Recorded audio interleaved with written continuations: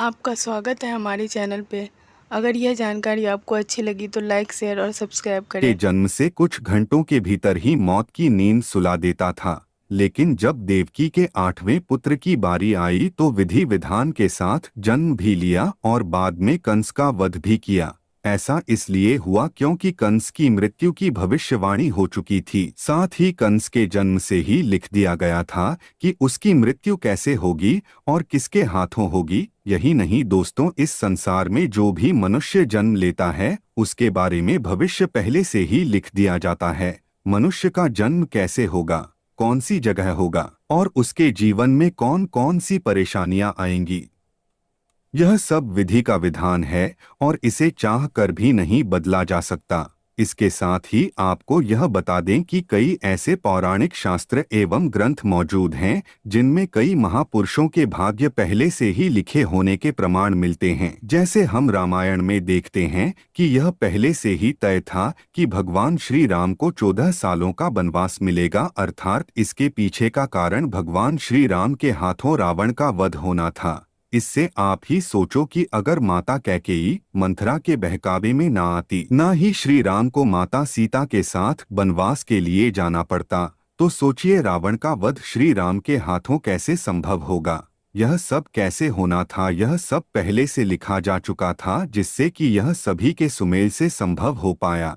इसी तरह हर एक प्राणी का भाग्य लिखा जा चुका है। हम सब नाटक के छोटे से पात्र हैं जिनका किसी न किसी उद्देश्य के चलते इस संसार में जन्म हुआ है। लेकिन यह बात भी गलत नहीं है कि आपकी किस्मत आपके कर्मों पर आधारित है। वह कहावत तो आपने सुनी ही होगी कि जैसा बोओगे वैसा पाओगे। अगर आप अच्छे और पुण्य के काम करते हैं तो आपके साथ सदैव अच्छा ही होगा।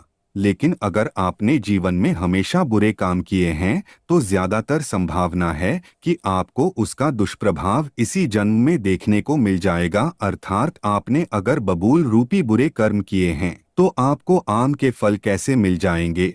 इसलिए हमारे शास्त्रों में हमेशा धर्म और पुण्य के कर्म करने की प्रेरणा दी गई है, क्योंकि यही वह रास्ता है जो हमें इस जन्म मरण के चक्कर से बाहर निकाल सकता है। वरना बुरे कर्म करने वालों को तो भगवान के चरणों में भी स्थान नहीं मिलता। यही नहीं दोस्तों, तुलसीदास जी ने भी इस बात को स्पष्ट रूप से एक चौपाई में कहा है कि कर्म ही प्रधान है, यानी कि जैसा मनुष्य कार्य करेगा वैसा उसे फल मिल जाएगा। इसी के साथ एक यह बात सामने आती है कि पांडु पुत्र अर्जुन के हाथों कर्ण का वध हुआ था। अर्जुन ने कहा कि माधव मेरे हाथ कांप रहे थे, और ये क्या, आपने मेरे अपने ही श्रेष्ठ का वध मेरे हाथों लिख दिया, ये कैसा भाग्य है। तो इस पे श्री कृष्ण ने कहा, हे पांडु पुत्र, मैं कौन होता हूँ किसी मनुष्य को प्रारब्ध देने वाला, ये तो करनी का फल है। जिस तरह उसने जीवन में कर्म किए उसे उसके फलस्वरूप परिणाम मिल गया।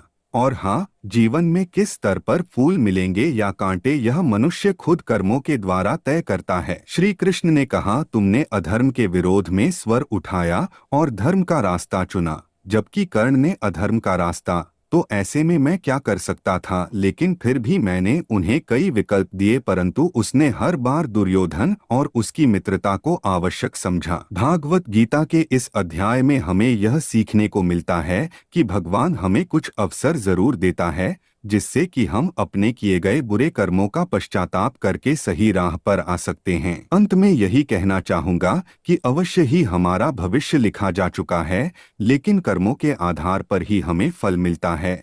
और हम अगर अच्छे कर्म करेंगे तो जीवन को शांतिपूर्वक सुख समृद्धि प्राप्त करते हुए व्यतीत करेंगे। अन्यथा बुरे कर्म करने पर तो इसी जन्म में ही हमें उसके दुष्प्रभाव देखने को मिल जाएंगे और उसका प्रभाव निश्चित रूप से अगले जन्म